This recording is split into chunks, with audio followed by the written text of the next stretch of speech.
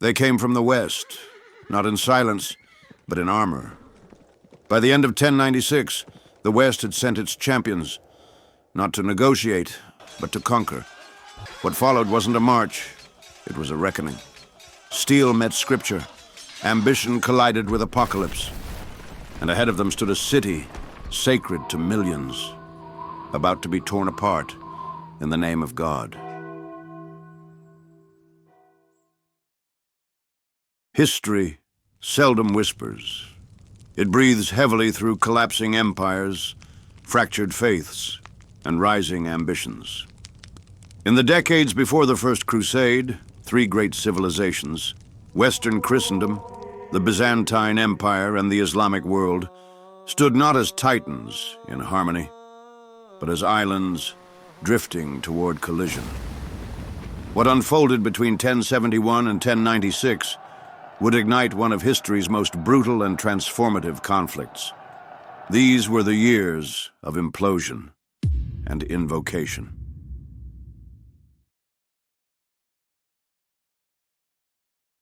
The turning point came beneath the blazing sun of eastern Anatolia. The Byzantine army, battle-hardened, well-armored, and proud, met the nimble Seljuk Turks outside the town of Manzikert.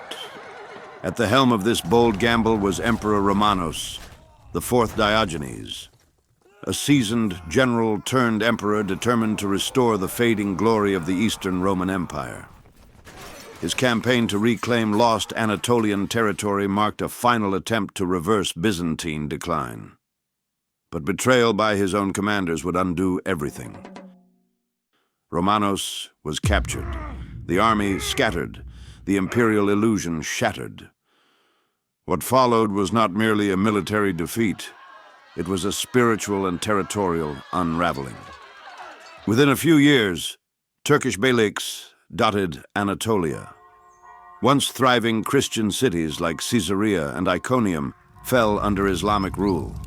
Greek and Armenian peasants either fled, submitted, or disappeared into the frontier's chaos. Monasteries were looted. Churches were converted or left to decay. The Byzantine Empire, already strained by internal rivalries and economic collapse, began to hemorrhage territory and morale.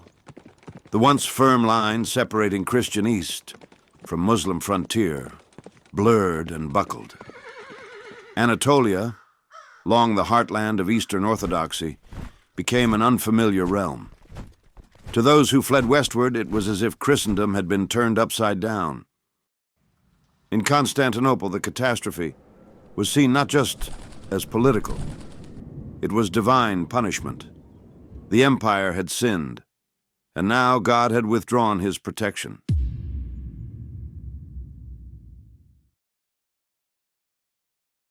The victors, if they could be called that, were no monolith. The Islamic world, though intellectually radiant, was politically fragmented. The Seljuk dynasty had reached its zenith under the charismatic and ruthless leadership of Alp Arslan and his son, Malik Shah. Rising from the steppes of Central Asia, they expanded Seljuk control across Persia, Iraq, and Syria. Under Malik Shah, the empire shimmered with both power and promise. But after his sudden death in 1092, unity gave way to chaos. The Seljuk domains splintered. Emirs turned on each other. Baghdad became a chessboard of viziers and sultans. In Syria, rival warlords fortified Aleppo and Damascus, more concerned with local survival than distant threats from the Christian world. Even brothers became enemies. The unity of the sword gave way to the fragmentation of ambition. Further south, the Shia Fatimid Caliphate in Egypt battled both the Seljuks and internal decay. They briefly lost Jerusalem to the Seljuks in 1073, then reclaimed it in 1098, just before the Crusaders arrived. In the shadows rose a new and ominous force, the Nizaris, later known in the West as the Assassins. From their mountain strongholds, they turned political murder into an art form. Neither Sunni nor Shia rulers could rest easy while they watched. Yet for all this fragmentation, Islam still thrived. Cairo was a city of scholars. Damascus bustled with trade. Baghdad remained the heart of Sunni thought. But these cultural lights flickered beside the growing shadows of war. And the signs were there, for any who looked closely.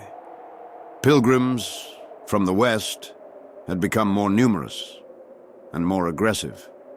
Monks and mystics spoke of fire crossing the desert. The east was watching the west, but not nearly closely enough.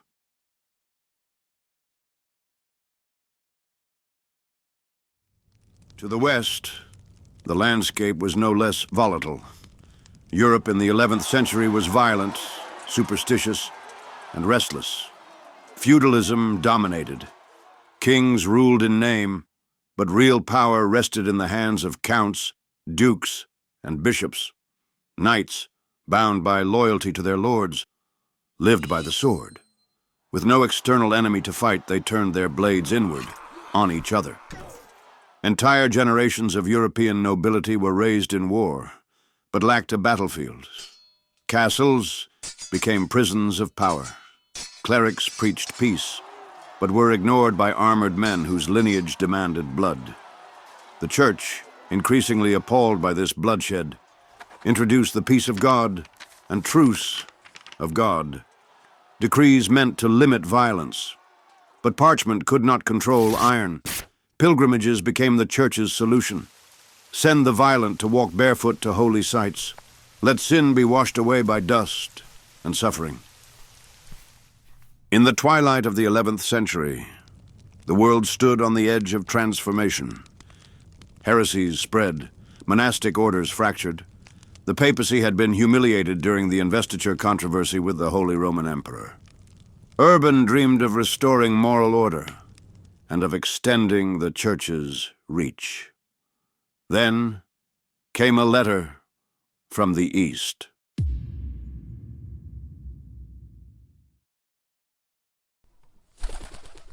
In Constantinople, a man of military intellect and political pragmatism rose to the Byzantine throne. Alexios I Komnenos, a soldier scholar thrust into imperial power, found himself ruling an empire teetering on the edge. Norman mercenaries threatened from the west.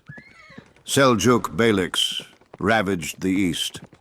His treasury was empty, his armies depleted.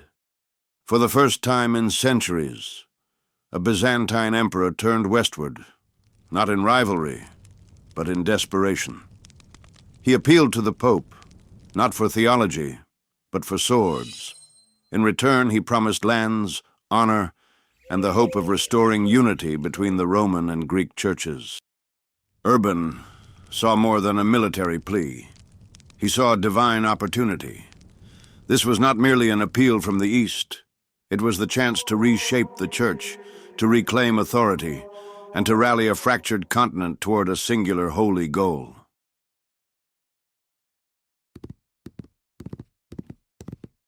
Urban II began a fiery tour of France, speaking in towns, abbeys, and fields. He spoke of Eastern Christians suffering under Muslim rule, of desecrated churches, of pilgrims tortured and humiliated. But Urban did not just speak in lament, he thundered with purpose. He framed the coming war not as conquest, but as liberation. Jerusalem, the sacred jewel of Christendom, had been stolen. It must be returned. And there was more. Those who took up the cross would receive a remission of sins. Violence, if wielded in holy purpose, could sanctify the soul. For knights, this was intoxicating. For peasants, it was freedom wrapped in destiny. For younger sons with no inheritance, it was land and purpose bound by God's will. At Clermont, before a vast crowd, Urban summoned not merely soldiers, but all of Christendom. In a field ringed by banners, he declared a sacred duty: march to the Holy Land, restore it, redeem yourselves. Heaven itself beckoned. The people roared, Deus vult, Latin for God wills it.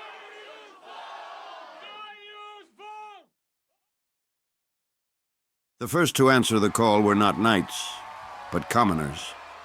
The People's Crusade, led by Peter the Hermit, a gaunt, wild-eyed preacher who traveled barefoot on a donkey, and his comrade Walter Sans-Avoir, marched east with zeal, but little else. Fanatical and disorganized, their passion outpaced their preparation. As they crossed Europe, they left violence in their wake, most horrifically in the Rhineland, where Jewish communities were massacred. Urban had not asked for this, but neither did he stop it. By the time they reached Anatolia, the Turks saw not an army, but a mob. Near Nicaea, the People's Crusade was annihilated. The dream turned to dust.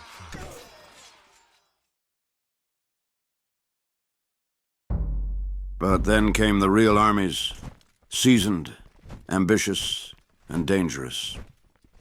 Bohemond of Taranto, a Norman warlord with the eyes of a conqueror, saw the crusade as his path to a kingdom. Raymond of Toulouse, older and devout, carried both faith and political cunning. Godfrey of Bouillon, noble and unrelenting, would become Jerusalem's first ruler, though he would refuse the crown, calling himself Defender of the Holy Sepulchre. With them came thousands, knights, cooks, scribes, priests, merchants, a procession of faith, ambition, and desperation, stitched together by the Red Cross on their tunics. Alexios watched their arrival with wary calculation. These were not mercenaries. They were pilgrims armed for apocalypse. He needed them, but he did not trust them.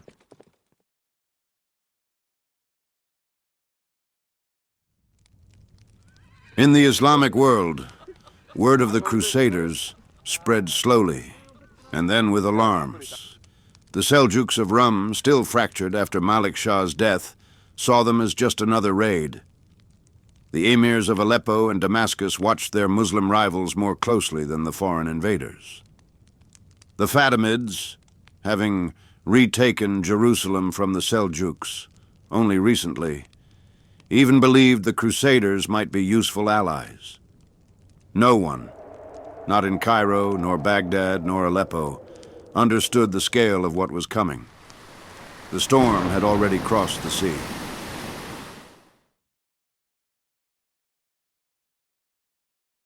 Three civilizations, three faiths, three paths colliding.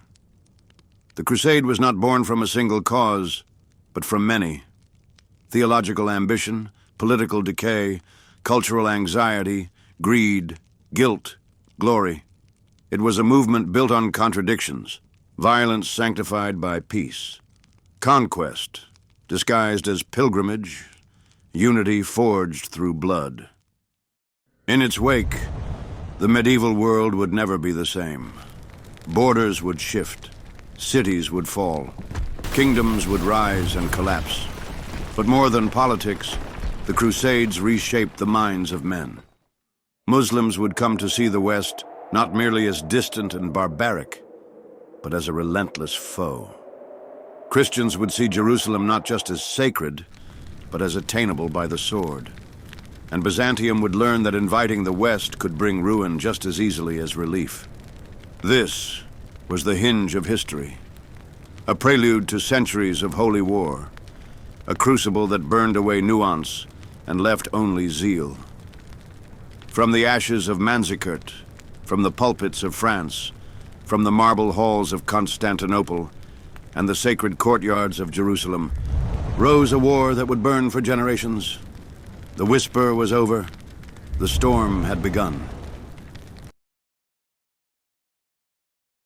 In the years leading up to 1099, the city of Jerusalem had been ruled by the Fatimid Caliphate, a Shia Muslim dynasty based in Egypt, then under the leadership of Caliph al-Mustali and his powerful vizier, al-Afdal Shahanshah. But their control over the city was tenuous at best. Although they claimed authority, their grip was contested, constantly challenged by both internal revolts and external enemies. The biggest of these challengers were the Seljuk Turks, Sunni Muslims from Central Asia, whose influence had spread rapidly across the Islamic world under the leadership of Malik Shah, after the death of Sultan Alp Arslan, his late father, and later through powerful regional governors like Tutush I and Ridwan of Aleppo. In the 1070s, the Seljuks expanded into Syria and Palestine, exploiting the fragmentation within the Fatimid realm.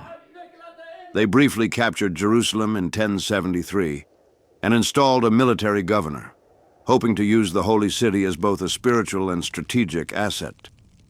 Yet, even under Seljuk control, the city remained unstable. Local unrest, religious tensions, and dynastic rivalries made long-term rule difficult. Power shifted frequently between factions, and the local population, a complex mix of Muslims, Christians, and Jews, endured constant upheaval. Governors like Artuk ibn Ekse, a Turkish officer appointed to rule Jerusalem, fought off both Fatimid raids and rebellious locals in a city always on edge. During this period, Jerusalem was less a flourishing capital than a city suspended in crisis. Food shortages, factional infighting, and the looming threat of both Fatimid and Crusader intervention turned daily life into a struggle. Though holy to all three Abrahamic faiths, Jerusalem became more a political pawn than a sanctuary. Its sacred streets echoed not with prayer, but with the uncertainty of siege and the silence of fear. By the late 1090s, as the Seljuk hold weakened due to larger political fractures in their empire after Malik Shah's death in 1092, the Fatimids under Al-Afdal Shahanshah seized an opportunity. In 1098, he retook Jerusalem not through a bloody campaign, but through shrewd diplomacy, capitalizing on Seljuk disunity and the weakened authority of Irtash, the Seljuk-appointed governor. But the Fatimids' victory was short-lived. Just a year later, in 1099, the Crusaders, hardened by 3 years of warfare, arrived at the city's gates under the leadership of men like Godfrey of Bouillon and Raymond of Toulouse, and they did not come to negotiate.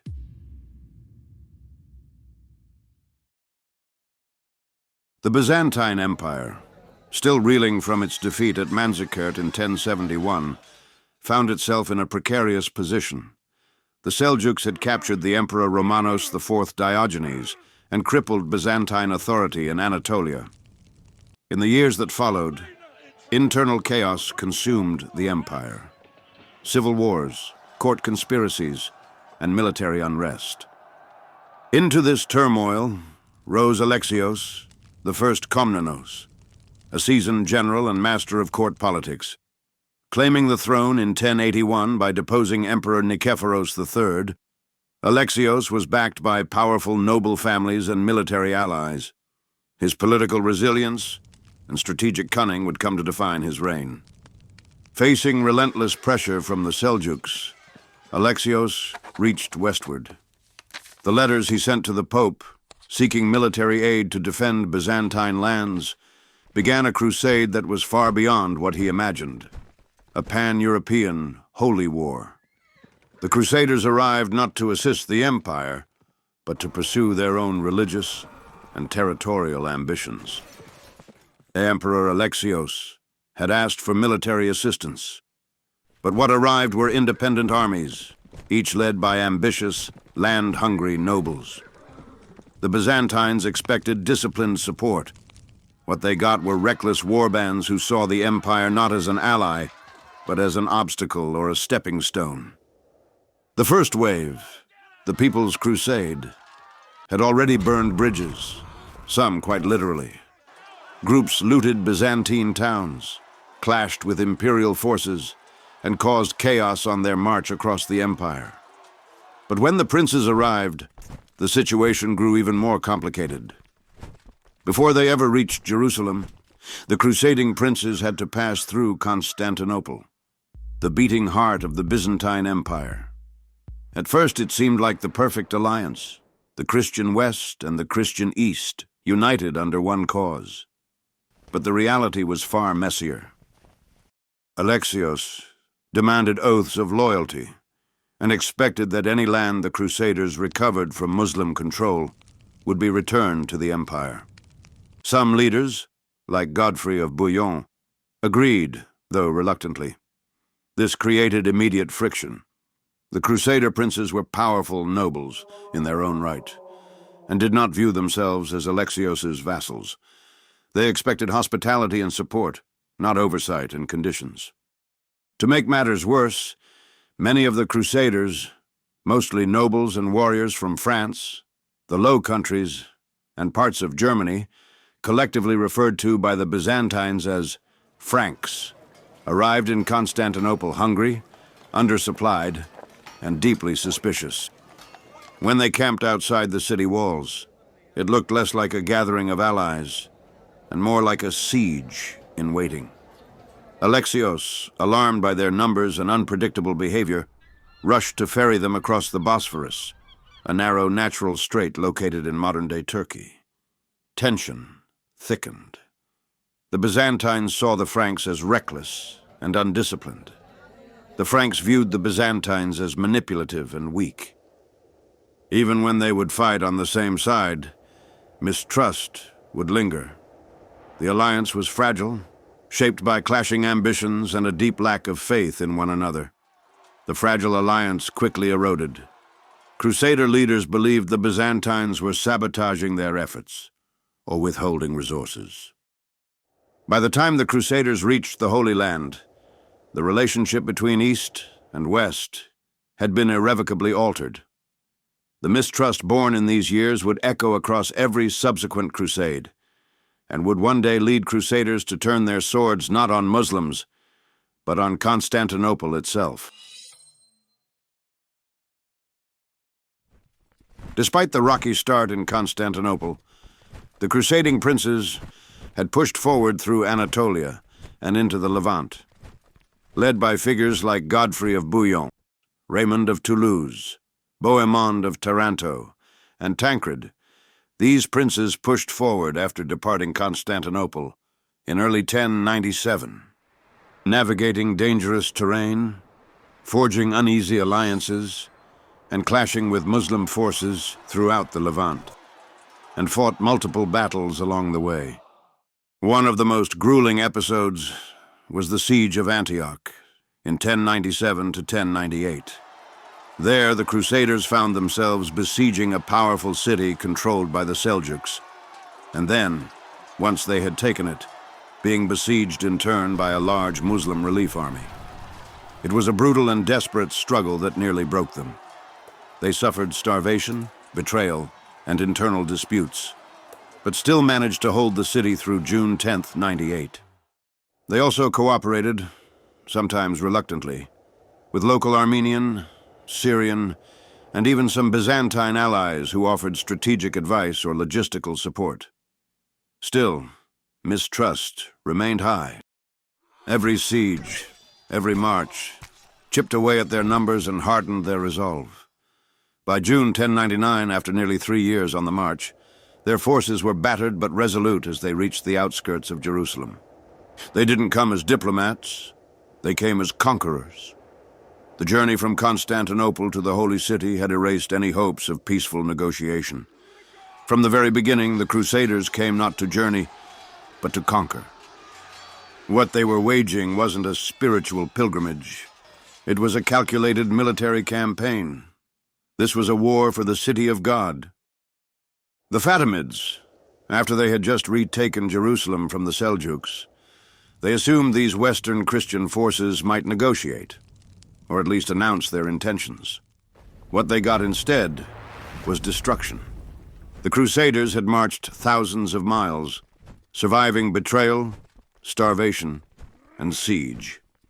By the time they reached Jerusalem, their mindset was hardened. Diplomacy wasn't on the table. They had come to win the city by force, to cleanse it for Christendom, and anything that stood in their way was treated as an obstacle to be removed. In early July 1099, the Crusaders began a brutal siege that would last just under a month. Lacking proper siege engines, they improvised, building towers and battering rams using timber from nearby forests. With no option for retreat, they launched a relentless assault on Jerusalem's outer defenses, hammering the walls day and night. They completely surrounded the city, cutting off food and water, hoping to wear down the defenders. Then, in a carefully coordinated final push, the Crusaders advanced with siege towers, scaled ladders, and broke through the weakened fortifications. The Fatimid garrison fought fiercely, but they were overwhelmed by the determination and desperation of the attackers. Jerusalem's walls were breached. Its defenses collapsed. The city, holy to three faiths, now lay open to conquest. Once inside, what happened next was one of the bloodiest events in medieval history. Thousands of Muslims and Jews were killed. Blood was said to run through the streets and across temple stones. Jerusalem, once passed back and forth through political deals and local wars, was now taken by force and fanaticism. The fall of Jerusalem on July 15th, 1099, marked the high point of the First Crusade. The city, soaked in blood, had passed into Christian hands. But this victory brought new challenges. Building a Christian kingdom in the Holy Land was no easy task. Jerusalem, Tripoli, Antioch, all were now under Frankish rule, but none were safe. Beneath the loud victory chants was a deep uncertainty. What started as a holy mission had become a harsh test of leadership, politics, and survival.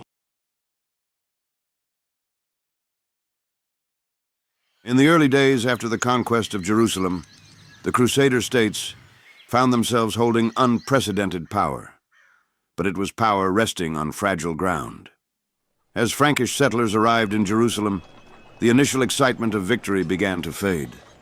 The dream of a Christian kingdom, once the rallying cry for thousands of knights and pilgrims, now faced the hard reality of governance. The newly formed Latin Kingdom of Jerusalem, led by Godfrey of Bouillon, was immediately in trouble.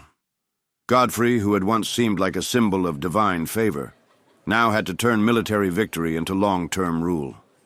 But Jerusalem, though sacred, was poor. Food was scarce. Allies were few.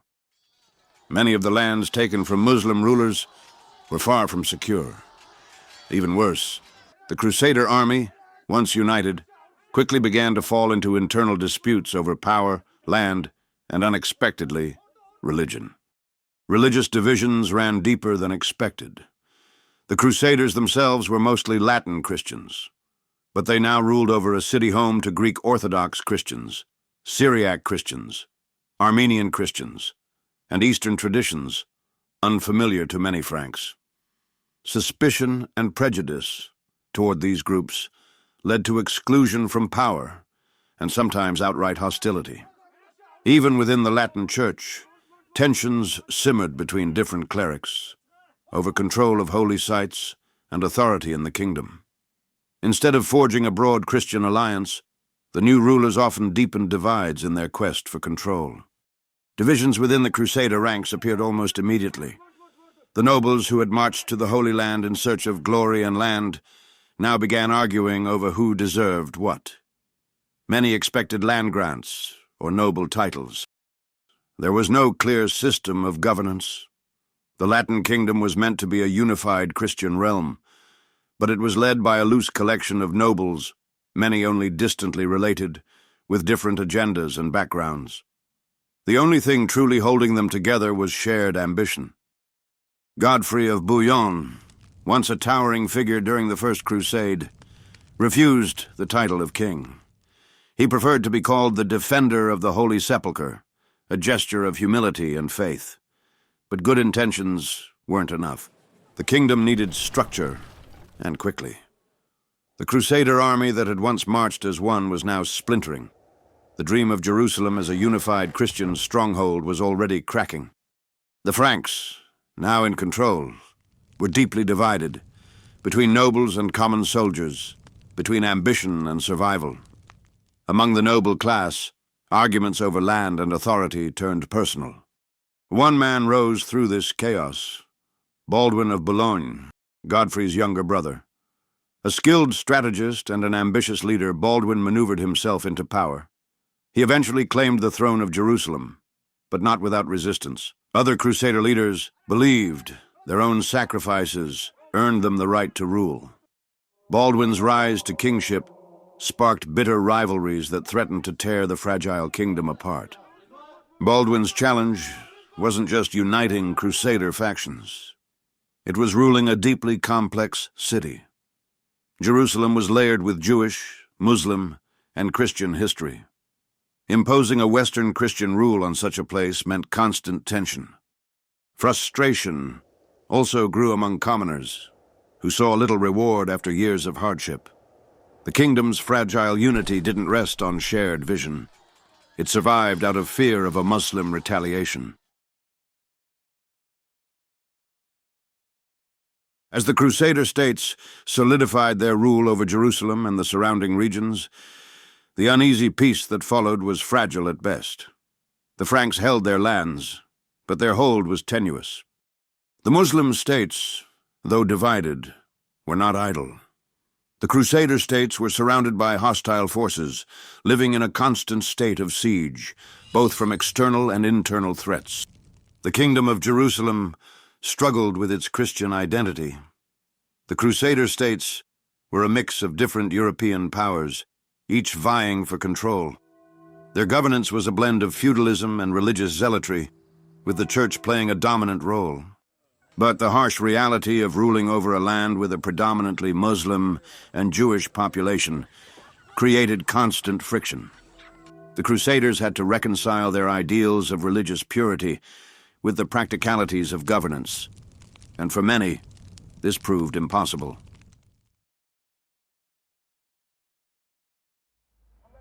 Meanwhile, in the Muslim world, the loss of Jerusalem in 1099 was a devastating blow, one that struck at the heart of Islamic pride.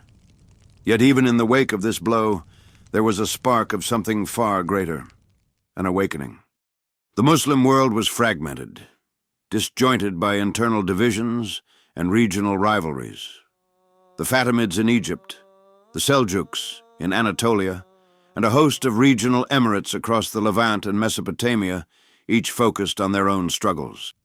While the loss of Jerusalem reverberated throughout the Muslim world, it did not immediately lead to unity. In the aftermath, rivalries between the rulers of Damascus, Aleppo, and Cairo hindered any efforts to retake the holy city.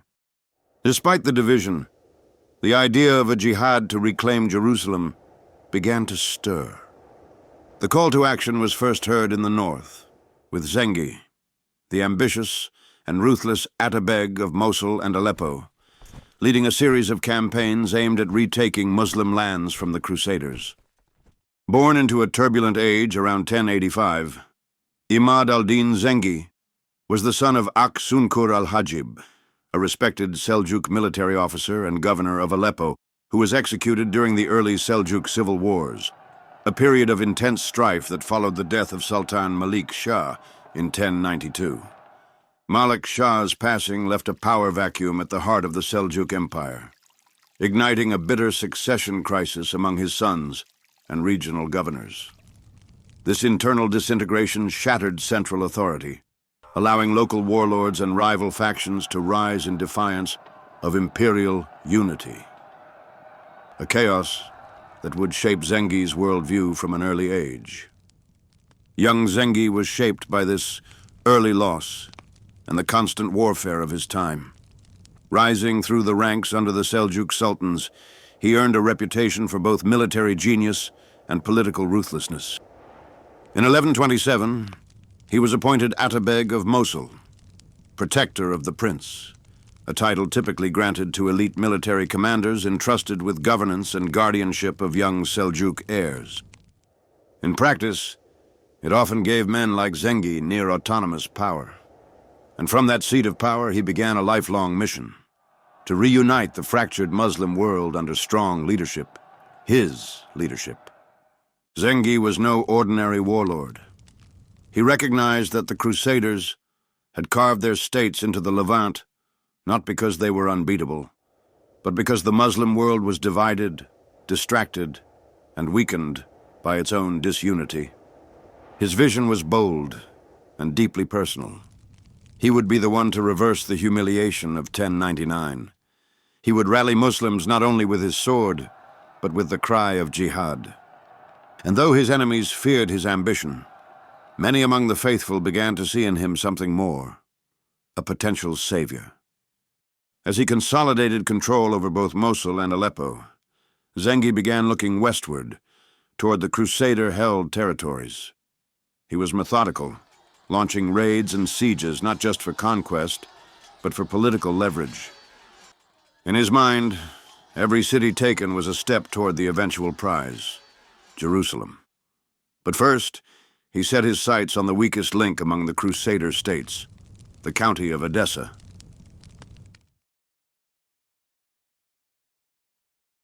Edessa stood as the easternmost outpost of Crusader rule, a remote but symbolic stronghold. Isolated and often stretched thin, it represented the furthest reach of Christian power deep into Muslim territory. For years, it had survived through diplomacy, resilience, and a fragile peace. But as Imad al-Din Zengi's campaigns intensified, Edessa found itself in an increasingly dangerous position, exposed, underdefended, and squarely in the path of rising Muslim resistance. Zengi, recognizing its strategic and symbolic value, marched on the city with clear intent and unwavering focus. For nearly 4 weeks, the city of Edessa stood under siege, encircled by Zengi's vast army of Turkish, Arab, and Kurdish warriors. Siege engines hammered the ancient walls day and night, catapults hurling stones, sappers digging beneath the foundations, and towers inching ever closer. Inside, panic spread.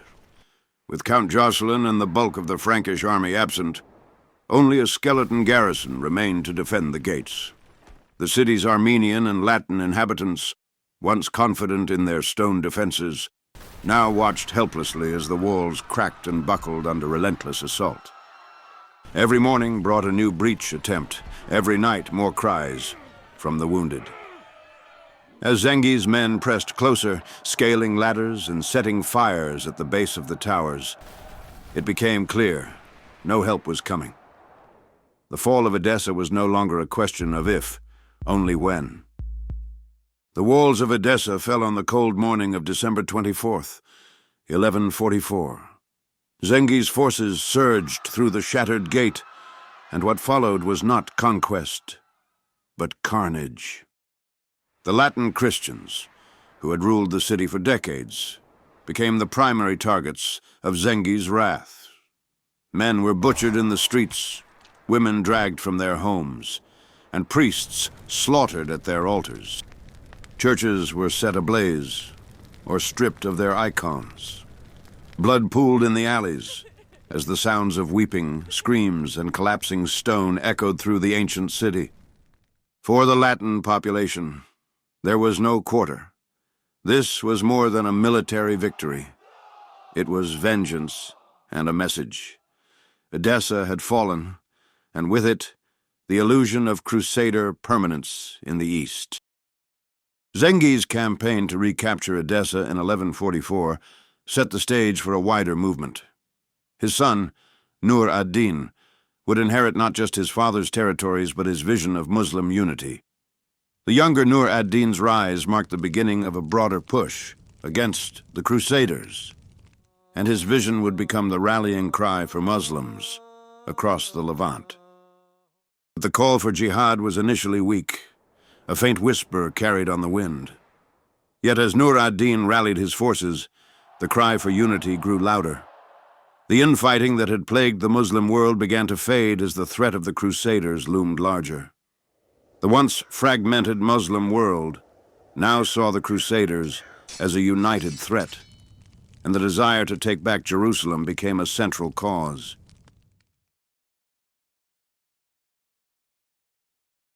Despite the fragile peace, tensions remained high. The Muslims, led by Zengi and later Nur ad-Din, rallied against the Crusaders. The idea of jihad, a holy war to reclaim the Holy Land, began to take root. For the Franks, the threat of a united Muslim front grew. Yet, the internal divisions within the Crusader states left them vulnerable. The unity that had once been the strength of the Crusader cause was now a distant memory. The Kingdom of Jerusalem, formed under Baldwin I, the young brother of Godfrey who took on the weight of a new Christian kingdom almost 5 decades ago, teetered on the edge of collapse. The internal divisions between the nobility and the commoners made it difficult to govern effectively. Meanwhile, the Muslim world, though still fragmented, was beginning to form a cohesive resistance. The fragile peace between the Crusaders and the Muslims would not last forever. The kingdoms of heaven were not immortal. Their foundations were built on shifting sands of alliances, betrayals, and the ever-present threat of the sword, maintaining their grip on the Holy Land, where every victory was paid for in blood.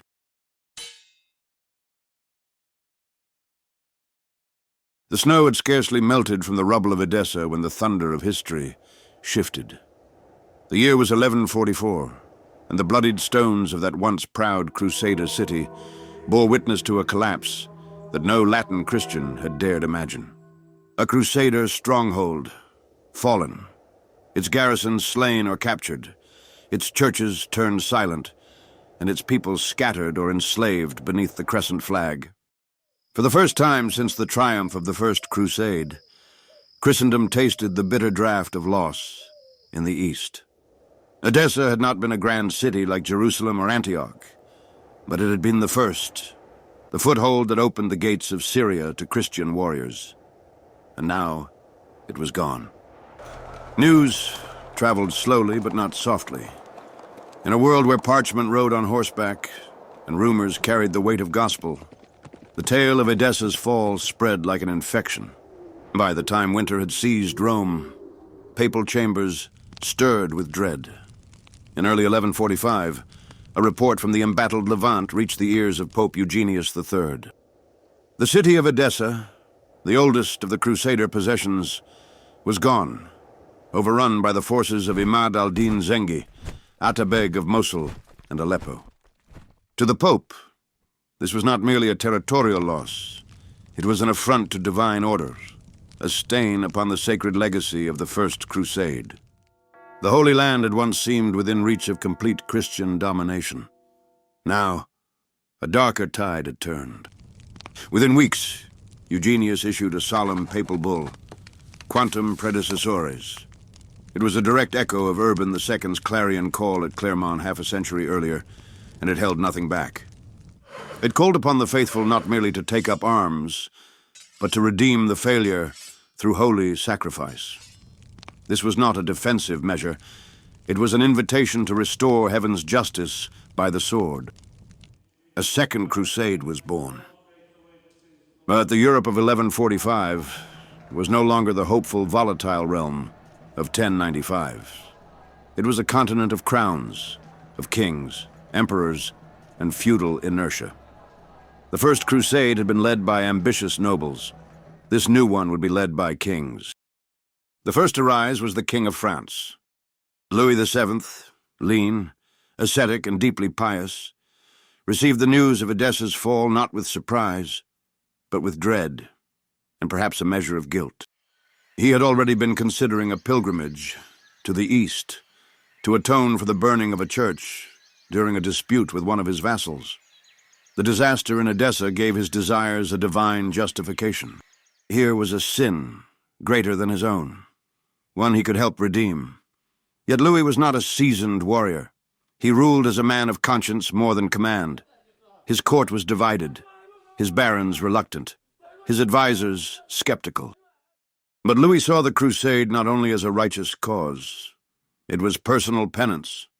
He would offer his crown to the cross and his sword to the Holy Sepulchre. Still, the voice that would awaken the soul of Europe was not his. That voice came from Clairvaux.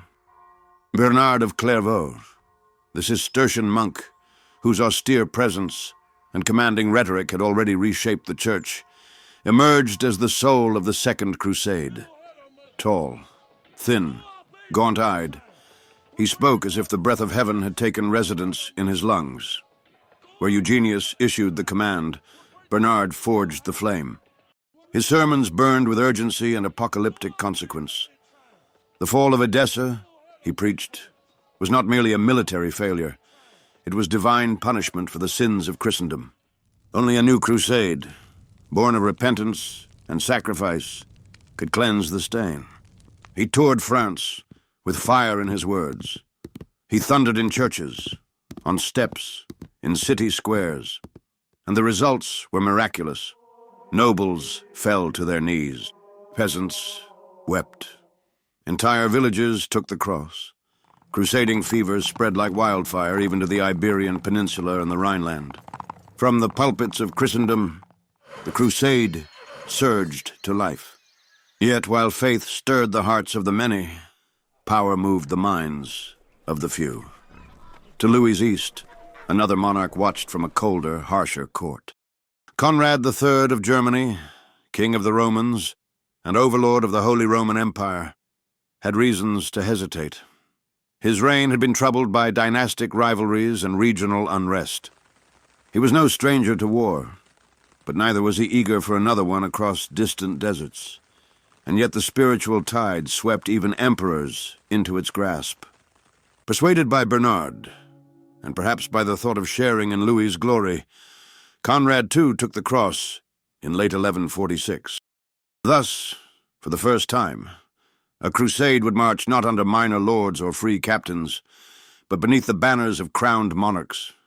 France and Germany united by oath and symbol, bound for Jerusalem. But even kings would not march alone.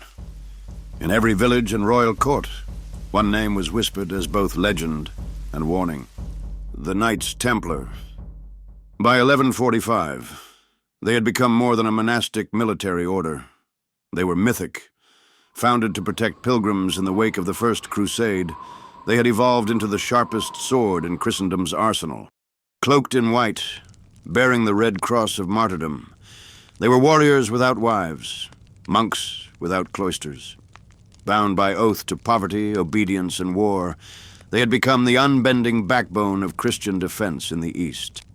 As the Second Crusade gathered strength, the Templars were both feared and revered. Their discipline stood in stark contrast to the bickering of kings. Their leadership in the Levant made them essential to any future success. Donations filled their treasuries. Volunteers joined their ranks. To some, they were saints. To others, zealots. But to the Latin Church, they were the embodiment of righteous war. The crusade would test not only their steel, but their legacy. Across the Levant, another change was underway. The man who had broken Edessa, Zengi, would not live to see the crusade he provoked. In September 1146, he was assassinated in his sleep by one of his own Frankish slaves. His death ended a career marked by both savagery and genius. But his legacy would not die with him. It would pass to his son, Nur al-Din. Inheriting Aleppo and Mosul, Nur al-Din was not merely a military leader. He was a visionary. Calm, calculating, and devout, he sought not just conquest, but reform. His father had ruled through fear. Nur al-Din would lead through discipline and law. Where Zengi roared, Nur al-Din moved with purpose.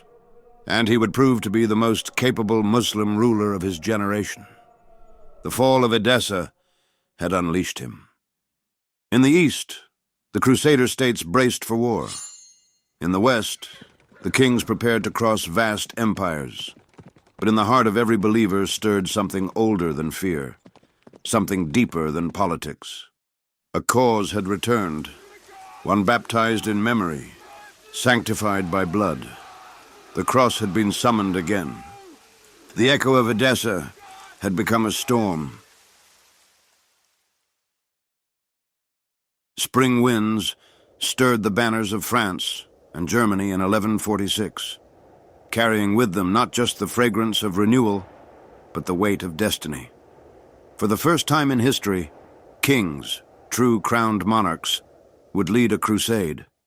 Louis VII of France had already declared his intent, and his decision radiated across the courts of Europe like sunlight through stained glass. Pious to the bone, and burdened by guilt for his earlier sins, including the violent burning of a church at Vitry, Louis sought spiritual absolution not in monasteries, but on the battlefield. Edessa's fall was the divine summons he could not ignore. Yet beneath his religious devotion lay a man untested in war, swayed by advisers, and cautious in judgment. His wife, Eleanor of Aquitaine, would accompany him, a queen in armor destined to complicate courtly allegiances and regional politics. Louis had zeal. What he lacked was control. To the east, the message of Bernard of Clairvaux had reached another monarch, Conrad III of Germany, the first Hohenstaufen king of the Romans. Initially reluctant, Conrad weighed the consequences of war far from his fractious realm. The Holy Roman Empire was no united domain. It was a web of quarrels, rival houses, and old resentments. But Bernard's fire reached even the icy peaks of imperial caution. In December 1146, at a great assembly in Speyer Cathedral, Conrad took the cross before a roaring crowd. The crusade had gained another crown and the burden of rivalry. Two kings would march, but they would not march as one.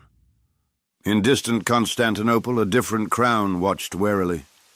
Emperor Manuel I, Komnenos, heir to the Byzantine legacy and ruler of the Eastern Roman Empire, read the signs with concern.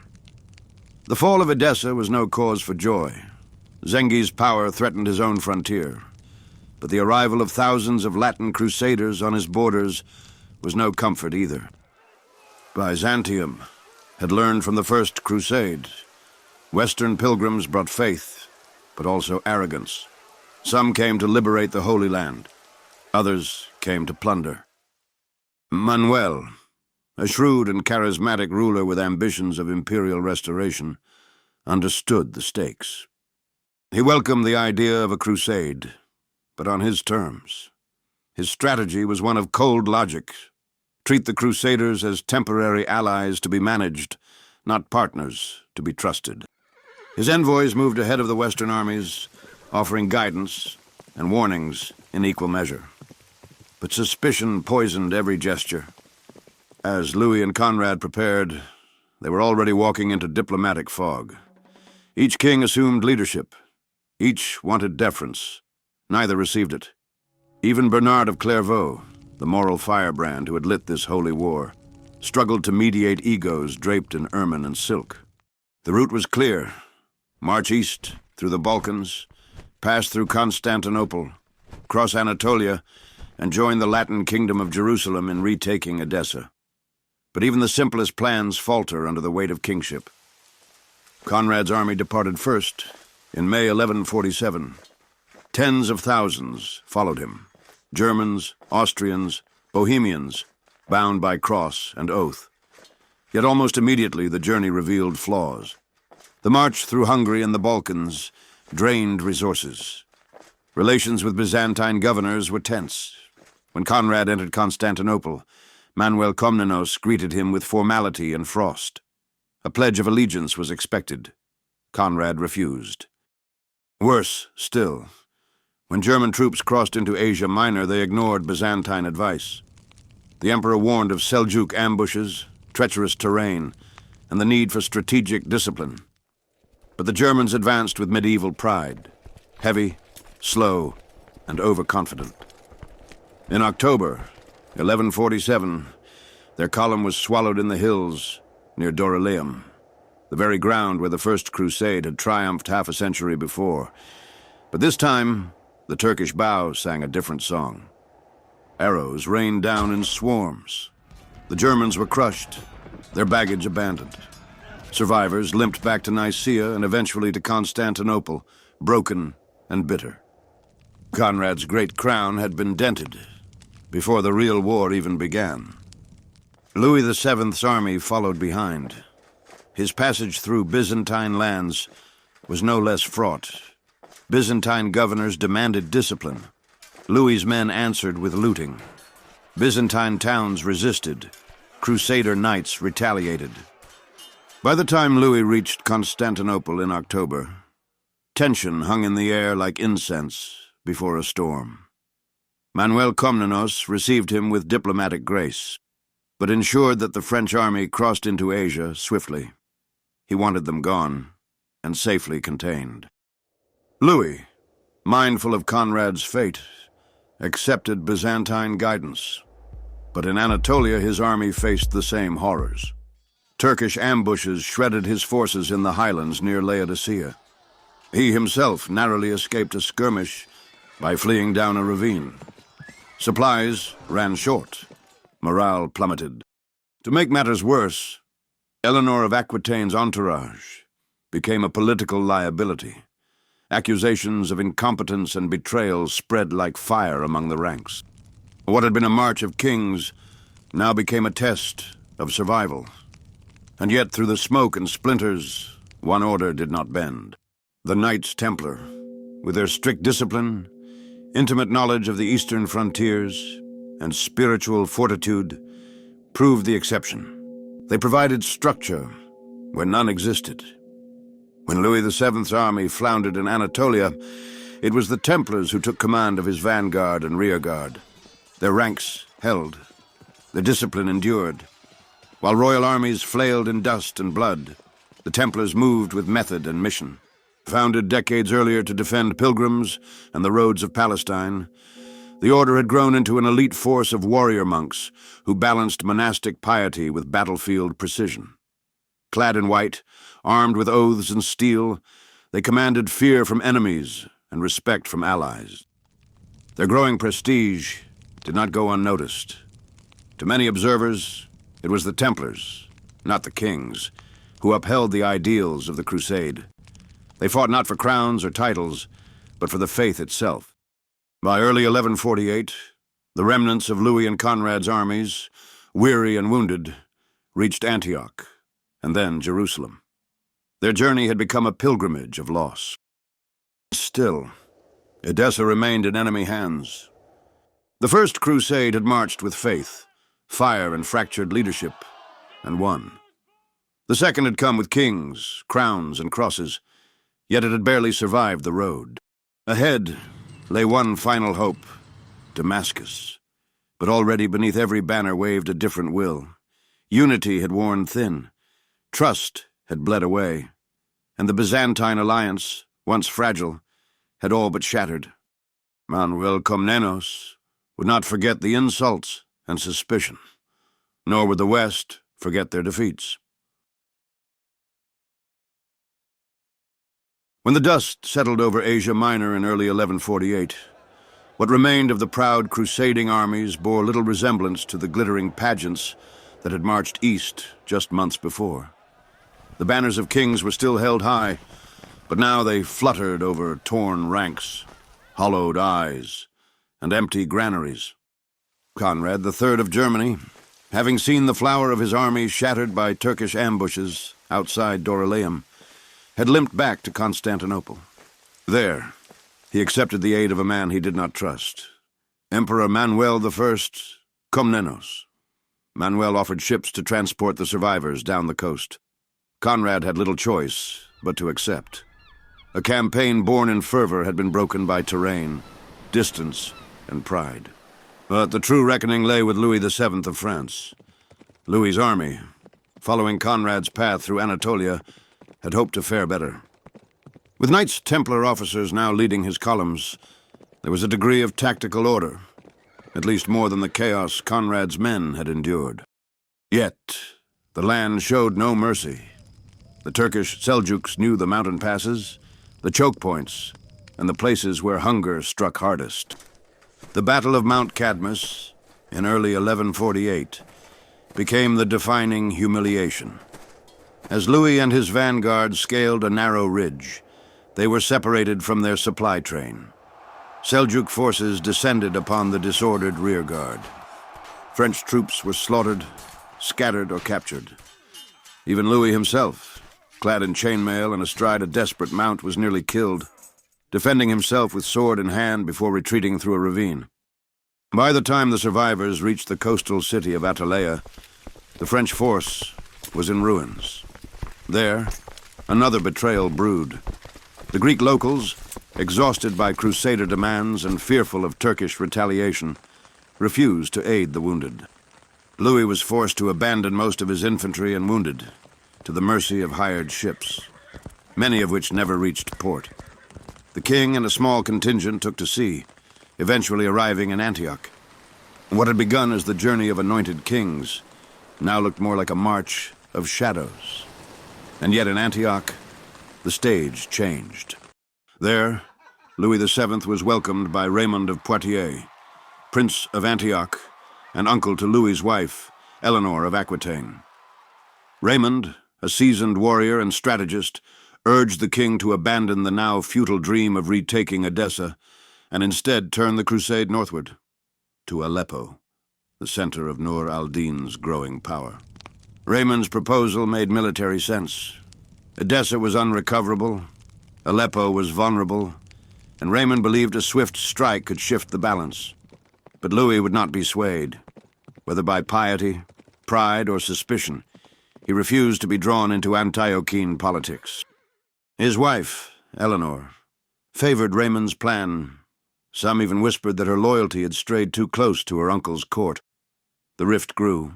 Tensions snapped.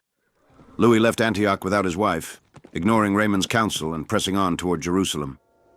In the Holy City, Queen Melisande and her son, King Baldwin III, received the battered kings.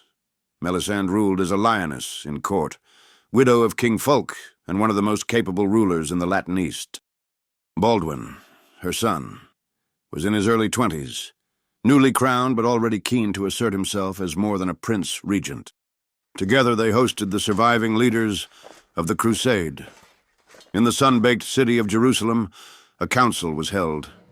It was here in June 1148 that the Second Crusade made its final and most fateful decision. The debate was fierce. The goal of retaking Edessa was no longer feasible. It had been demolished, resettled, and fortified under Muslim control. Raymond of Poitiers' suggestion to strike Aleppo had lost momentum after Louis's refusal. What remained was a politically charged alternative: Damascus. The famed city stood as both a prize and a puzzle. Rich, ancient, and strategically central, Damascus had at times cooperated with the Crusader kingdom of Jerusalem. Its ruler, Mu'in ad-Din Unur, had once been an ally against Zengi. But the political tides were shifting. Damascus now stood apart, neither fully friend nor full foe. And to many Crusaders, including Louis and Conrad, taking Damascus offered a symbolic success that Edessa could not. Baldwin III, though young, supported the plan. Perhaps he saw in Damascus the opportunity to assert Latin strength and quiet the growing doubt about the Crusader state's viability. The Templars, who had been instrumental in maintaining military cohesion so far, pledged their readiness. The decision was made. The march would go south. The crusade would strike at Damascus. But behind the decision, nothing was united. The German forces remained fractured. The French, embittered. The native Crusaders, cautious. Mu'in ad-Din Unur had eyes and ears throughout the region. He knew the Christians were coming. And in the north, Nur al-Din watched carefully, gauging how he might turn this campaign to his advantage. By July 1148, the armies of the Second Crusade, what remained of them, began their final march. They carried holy relics, battle standards, and fading hope. But they no longer carried trust. July 1148. The hills and orchards of Damascus shimmered beneath the blazing Syrian sun, as the Christian armies, what remained of them, emerged from the dusty roads with banners raised and drums pounding. The Second Crusade had found its final target, Damascus. Once an ally of the Latin kingdom, now a city viewed as a keystone for Christian victory, or at least Christian redemption. It had become the center of a calculated gamble. If Edessa could not be reclaimed, perhaps Damascus could be conquered. The political optics were irresistible. A major Muslim city, ancient and revered, taken in the name of Christ. Such a victory might salvage the humiliations suffered in Anatolia. But this was no longer the crusade of Urban II. This was a tired coalition of clashing wills. From the Christian perspective, the plan had appeal. King Baldwin III, young but ambitious, saw the siege as a means to cement his authority and demonstrate a continued strength of the Crusader states. The failures of Conrad III and Louis VII had left a vacuum, one Baldwin was eager to fill. The Knights Templar, true to form, stood ready for the assault. Their discipline had carried them through the horrors of Anatolia, and they now found themselves as the professional spine of an increasingly irregular army. They were not naive. Damascus was no soft target. But neither did they hesitate. The city itself was both inviting and perilous. It was surrounded by lush gardens and groves, its outskirts a fertile oasis fed by the Barada River. These gardens, though beautiful, presented both cover and complication. As the armies arrived, they launched their attack from the western side of the city, precisely where the orchards were densest and the defenses lightest. The Crusaders broke into the outer perimeter with startling speed, advancing through the thick vegetation and taking hold of irrigation towers, outposts, and defensive walls. Christian confidence soared. A major Muslim city had not been attacked this directly since Jerusalem itself. But Damascus was not unprepared. Within the city walls, Mu'in ad-Din Unur, the seasoned ruler of Damascus, gathered his forces and plotted his response. Unur was not a man of rash decisions. A diplomat and military commander of rare equilibrium, he had no illusions about the Crusaders' power. But he knew the terrain better than anyone, and more importantly, he understood politics. Unur had once worked with the Latin kingdom against Zengi, but Zengi was dead, and the tides were changing. Now, facing a siege, Unur acted with calm speed. He appealed not just to his own troops, but to his regional rivals, and to Nur al-Din, the rising emir of Aleppo. Though Damascus had long resisted absorption into Zengid control, necessity made unlikely partners. As the Crusaders pressed from the west, Unur sent word north. "Come now, or Damascus may fall." Nur al-Din answered. Back at the siege, disarray was creeping in. The Crusaders had broken into the groves, but not the city. Every day they remained in the orchard belt, their supply lines stretched thinner. Unur's men had fortified the inner wall, made quick raids into Crusader camps, and poisoned local wells. The Christians began to realize they had chosen the wrong side of the city to attack. So they made a fateful decision. They shifted their position to the eastern side, closer to the main wall, but with harsher terrain, fewer resources, and stronger defenses. The move sowed confusion. Morale dropped. The Templars held their line, but the rest of the army was wilting under the sun, hunger, and exhaustion. Inside Damascus, Unur prepared for a last stand, if it came to that. But it would not, for just as the Crusaders lost momentum, Nur al-Din's forces approached. The message was clear. Time had run out. Damascus would not fall. Then, without warning, without a final charge or heroic last battle, the Crusader coalition disintegrated. Distrust and politics consumed what unity remained. Western knights accused the Jerusalem nobility of treachery. Some claimed Baldwin had plotted with Unur. Others claimed the French and Germans refused to trust native Crusaders. The siege collapsed not with a sword, but with a whisper. On the fifth day, the Crusaders retreated. The fallout was immediate. Mu'in ad-Din Unur, victorious without surrendering the city, had bought time. The Crusaders, meanwhile, returned to Jerusalem in disgrace. Their final hope had failed. No victory, no redemption. Just a trail of empty promises and half-buried dead. The siege of Damascus had become the grave of the Second Crusade, and for Nur al-Din, it was the first true taste of victory. The crusade had ended, not with triumph, nor with tragedy, but with silence.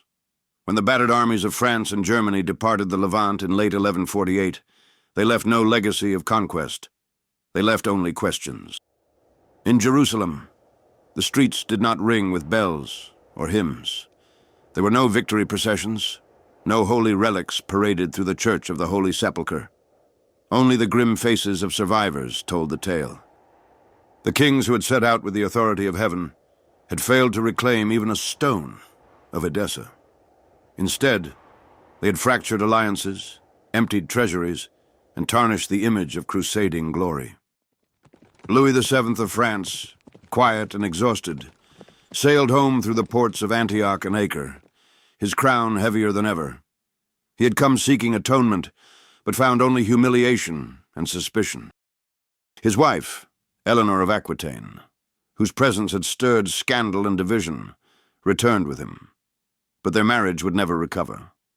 Within a decade, it would end in annulment, sending Eleanor into the arms of another man, the future King of England, Henry II. Conrad III followed soon after, having witnessed the loss of his army in Anatolia and the collapse at Damascus. He had begun the crusade as an emperor of resolve, but would return as a ruler whose authority now carried the shadow of failure. And in the cloisters of Clairvaux, Bernard, once the blazing voice of divine will, was left to reckon with the weight of broken prophecy. He wrote letters filled with anguish and theological regret, blaming the failings not on God, but on the sins of men. But the world did not absolve him so easily. His authority had summoned kings to battle. His vision had collapsed in dust and dishonor. For the Latin West, the Second Crusade was not just a military failure, it was a spiritual one. But in the East, the embers of change had only begun to glow. Within the halls of Jerusalem, King Baldwin III emerged from the wreckage of the crusade with a new clarity. Baldwin was no zealot. He was pragmatic, educated, and aware of the deep fractures within the Crusader states. If Jerusalem was to survive, it would not be through reckless campaigns, but through consolidation, through leadership grounded in reality, not fantasy. By the early 1150s, Baldwin began asserting himself more directly, navigating the internal power struggle with his mother. Their eventual reconciliation would lead to a shared governance, with Baldwin increasingly taking the reins. His reign would be one of relative stability, diplomacy, and quiet strength. Though the crusade had failed, the Kingdom of Jerusalem endured, for now. And through it all, the Knights Templars stood unchanged. They had marched through Anatolia, they had held the lines at Damascus, and they had returned neither disgraced nor diminished. While the kings they protected faltered, the Templars had remained a symbol of constancy and resolve. In the minds of many, they were not the face of failure. They were the proof that holy war, when disciplined and focused, still held honor. Donations to the order did not slow. Their fortresses expanded. Their influence within the Latin East grew. Even as others fell, the Templars climbed, silent, cloaked, and absolute in purpose. The myth was no longer just myth. It was legend. But the real victor of the Second Crusade never raised a cross. He raised a crescent. Nur al-Din, the son of Zengi, the quiet reformer of Aleppo, had not fought the Crusaders directly at Damascus. He had watched, waited, and learned. When Mu'in ad-Din Unur had called for aid, Nur al-Din had responded, not with conquest, but with solidarity. And when the Crusaders fell back, Nur al-Din emerged not as a warlord, but as the new standard of unity. In 1154, just 6 years after the Crusades' collapse, Mu'in ad-Din died, and Nur al-Din claimed Damascus without resistance. The city opened its gates. No siege, no blood, just inevitability. With Aleppo and Damascus now under his banner, Nur al-Din became the most powerful Muslim leader in the region. More than that, he became the first real architect of Islamic unity in the face of the Crusader threat. He rebuilt mosques. He funded schools. He preached not vengeance, but justice. He was not finished, but he had begun. The Second Crusade had failed to reshape the world, but the world had reshaped itself in its wake. The Latin kingdoms had survived, but they had not grown. The West had come in thunder and departed in shame, and the East, fragmented, embattled, leaderless, had begun to bind itself together. The tide had not yet turned, but its direction was now clear. And in the silence that followed the retreat from Damascus, one truth rang louder than any sermon. The cross had faltered. The crescent was rising.